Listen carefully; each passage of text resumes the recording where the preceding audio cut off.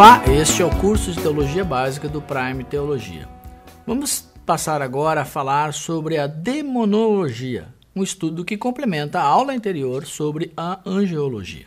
Quando pensamos na criação do mundo, vemos a Bíblia dizer que tudo o que Deus fez era muito bom. Então, o mal, ao se revelar em Gênesis 3, na figura de Satanás, na serpente que tentou Adão e Eva, ele quebra essa harmonia, tudo aquilo de bom que existia na relação.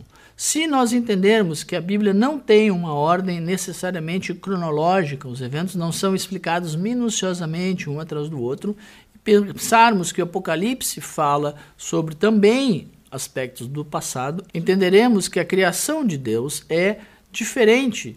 Ele criou o mundo espiritual antes deste mundo material onde vivemos. E neste mundo espiritual habitavam seres espirituais chamados anjos. Mas por causa de uma rebelião, eles caíram e passaram então a receber a designação de demônios. Eles têm como sua essência uma natureza imoral. Portanto, são chamados pela Bíblia de espíritos imundos ou espíritos malignos, também de forças espirituais do mal.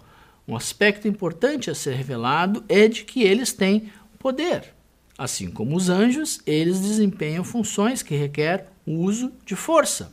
Ao pensarmos sobre os poderes, percebemos que os anjos e os demônios têm o poder em equilíbrio. Não há uma força maior dos demônios do que nos anjos. Mas ao tomarem controle do ser humano, esta possessão demoníaca pode conceder ao homem uma força sobre-humana. É isso que vemos, por exemplo, no endemoniado gadareno, que foi liberto por Jesus lá em Marcos, e também na história em Atos 19 sobre os filhos de Seva. Assim como os anjos, os demônios possuem inteligência.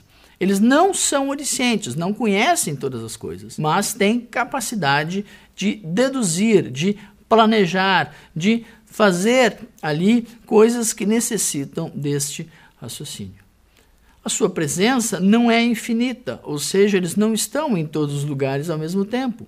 Lembrando, eles têm a mesma natureza dos anjos e se manifestam de maneiras específicas em lugares específicos. Estão sujeitos a questões temporais. Com relação a Satanás, os anjos têm uma relação de submissão, ou seja, Satanás comanda toda a estrutura demoníaca. Eles atuam servindo a Satanás e aos seus propósitos. Em relação a Deus, os anjos se opuseram ao plano dele original no céu. E, muitas vezes, Deus pode usar ainda esta rebeldia para os seus planos e os seus propósitos. Nós vemos isso muito claramente na Bíblia, no Velho Testamento. Lutero, o teólogo reformador, dizia que o diabo é o diabo de Deus, ou seja, nem mesmo os anjos do mal estão fora do controle de Deus. Em relação ao ser humano, eles têm uma função que pode confundir. Por exemplo, eles promovem a idolatria. Eles podem usar situações para dar poder a pessoas ou fazer situações que levarão o ser humano a se afastar de Deus, criar uma espécie aí de religião. Eles vão se opor ao sacrifício de Jesus. Eles vão negar que Jesus os venceu na carne. Eles vão tentar ensinar uma nova maneira ou uma outra maneira das pessoas se relacionarem com Deus, que se afasta da revelação original. De muitas maneiras com que eles interagem com o ser humano, uma delas é manifestando doenças físicas e também o que poderia ser chamado de distúrbios mentais. Apesar disso, a Bíblia faz uma diferença. Existe uma doença que é de fundo natural, mas também existem doenças que são de fundo sobrenaturais e estas podem ser resolvidas através da oração. Um aspecto claro é a perversão.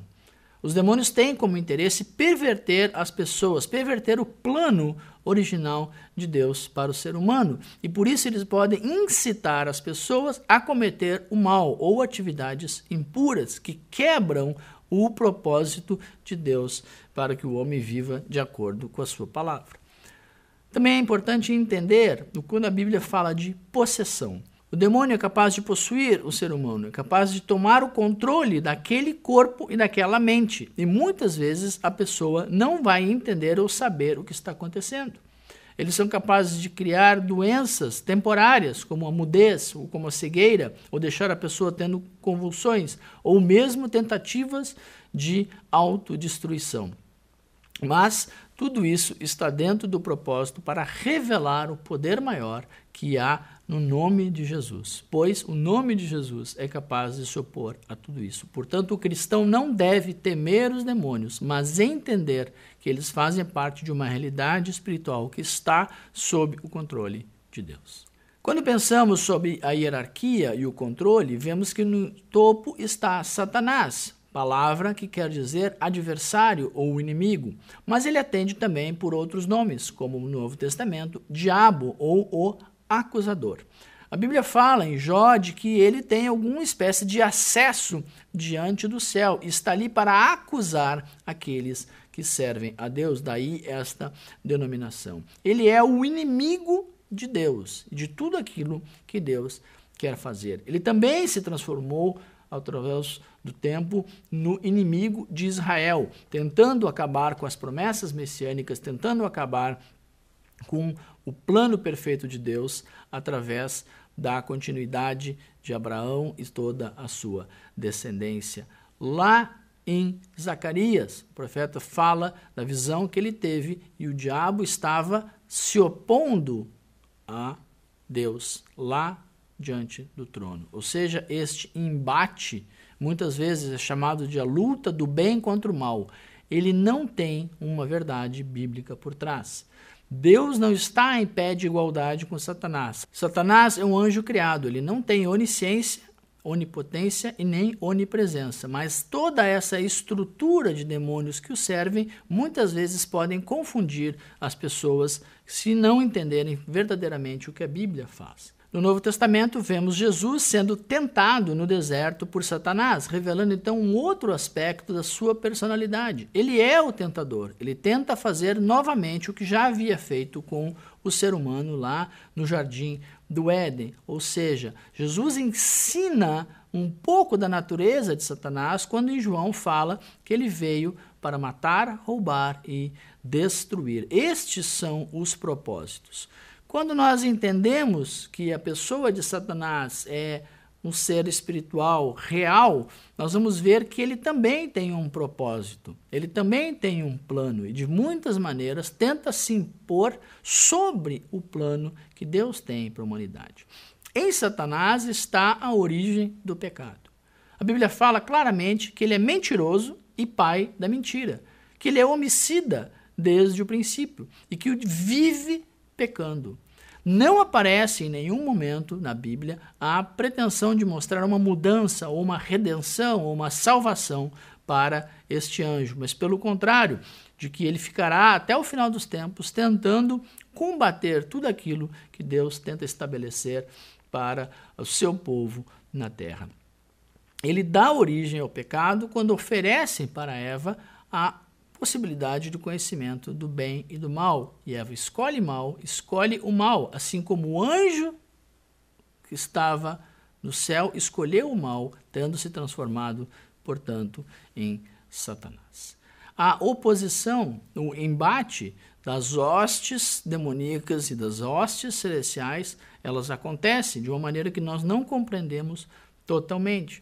Mas o propósito maior de Satanás é trazer para o ser humano a tentação, trazer a dúvida, trazer a culpa, trazer o medo, a confusão, a doença, a inveja, o orgulho e muitas vezes tentando destruir o testemunho do cristão. Por isso, diabolos, o termo, o acusador.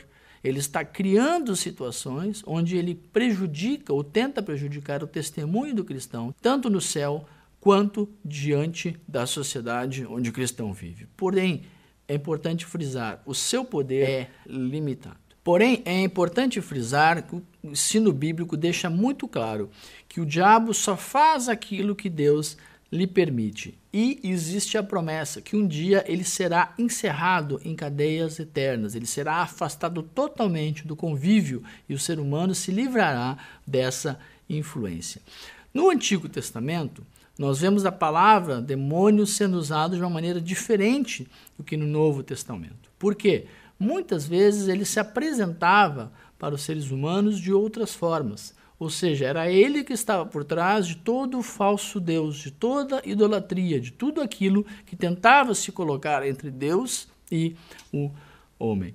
Quando Jesus se manifesta como ser humano, ele tem um combate muito claro com as hostes demoníacas. A Bíblia fala claramente de que ele tinha autoridade sobre os espíritos imundos.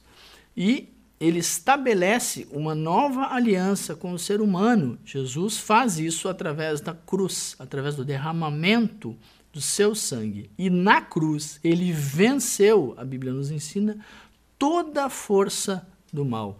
Todo o principado, toda a potestade foi vencido por Jesus na cruz. Por isso a Bíblia nos ensina de que os espíritos que vêm de Deus vão confessar que Cristo veio em carne. Os espíritos que não vêm de Deus, os espíritos imundos, têm a dificuldade, tentam levar o homem a negar a cruz, a negar a vitória de Cristo sobre eles. Quando nós falamos sobre o milênio, o reinado de Cristo vindouro, nós sabemos que o diabo terá a sua atividade restrita. Ele estará afastado por um tempo antes da sua derrota final. E o juízo que está lhe destinado, segundo Apocalipse 20, é o lago de fogo e enxofre. Ou seja, haverá um fim para a atividade do demônio e de todos os anjos que o seguem. Esta é uma garantia, esta é uma promessa. Não existe a ideia da Bíblia de uma batalha do bem contra o mal. O bem, representado por Deus, é superior, é maior, ele já venceu. E o mal está derrotado, é uma questão de tempo até que isso seja cumprido de uma maneira plena. Quando nós pensamos na igreja, no ser humano de hoje, é importante lembrarmos de que Satanás está ativo. Ele não está dormindo ou ficou restrito aos acontecimentos do passado. Ele continua atuando na terra e tentando fazer uma série de coisas que prejudicam o entendimento do ser humano do propósito divino. C.S. Lewis, o teólogo inglês, disse que havia dois grandes problemas na teologia. Um deles é nos preocuparmos demais, a ponto de ficarmos obcecados com a ação de Satanás. Ou seja, tudo se torna a atuação do demônio. Tudo que dá errado, todo e qualquer problema é essa influência. E outra é de ignorarmos, é dizermos simplesmente o diabo não existe. Dentro da teologia, muitos tentam fazer isso, trabalhar a ideia de que o diabo é uma invenção, uma projeção, uma questão psicológica, mas não é isso que a Bíblia indica. O mal é real e a personificação do mal está em Satanás. Quando nós entendemos a questão que o diabo tem anjos que o servem e esses anjos podem interagir com o ser humano através de uma possessão, muitas dúvidas surgem. Mas a Bíblia conta de alguns casos de pessoas que tinham demônio. O termo usado é daimonizomai, ou seja, estava tomado, estava controlado. Mas não diz na Bíblia de que aqueles que têm o Espírito Santo podem estar debaixo de um espírito do mal. Ou seja, se cria um dilema. O salvo pode ser endemoniado? Não há indícios na Bíblia de que isso venha a ocorrer. Para entender exatamente a ação demoníaca, a Bíblia fala que existe um dom dado pelo Espírito Santo que é chamado do discernimento de espírito. Ou seja, eu vou conseguir separar o que é do bem, o que é do mal, o que vem de Deus e o que não vem de Deus. Mas no livro de Atos nós vemos que o diabo tenta enganar as pessoas. Paulo está anunciando a palavra e uma mulher, diz a Bíblia, tomada por um espírito humano, confirmava que aquele homem falava e anunciava o caminho de Deus. Ou seja, o diabo estava falando a verdade, mas nem assim deixou de ser uma tentativa de engano, a ponto de Paulo precisar colocar a mão sobre ela e expulsar o demônio. A autoridade de expulsar o demônio não estava restrita a Jesus. Ele disse de maneira muito clara, em Lucas, eu estou dando autoridade para vocês curarem doenças e expulsarem demônios. Quando veio o Espírito Santo sobre a igreja, a promessa de Deus é que ele nos capacitaria para ir contra também os espíritos do mal.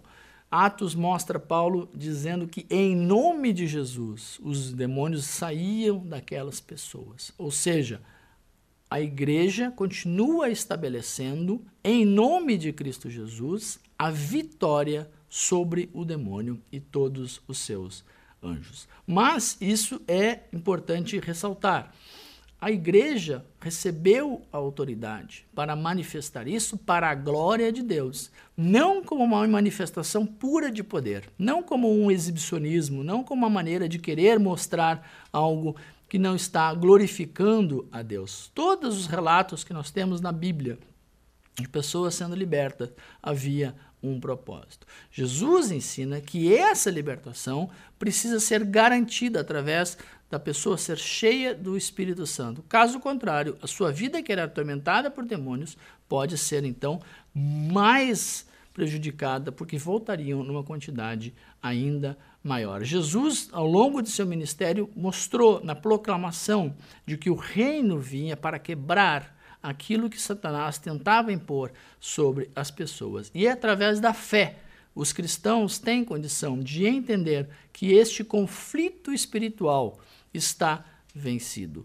João vai escrever na sua carta que Jesus se manifestou para destruir as obras do diabo. Jesus fez isso no seu ministério terreno e a igreja continua fazendo isso até hoje. Concluímos então o nosso estudo sobre a demonologia, que, conjuntamente com o estudo da angelologia, nos dão uma dimensão maior da realidade espiritual que vivemos.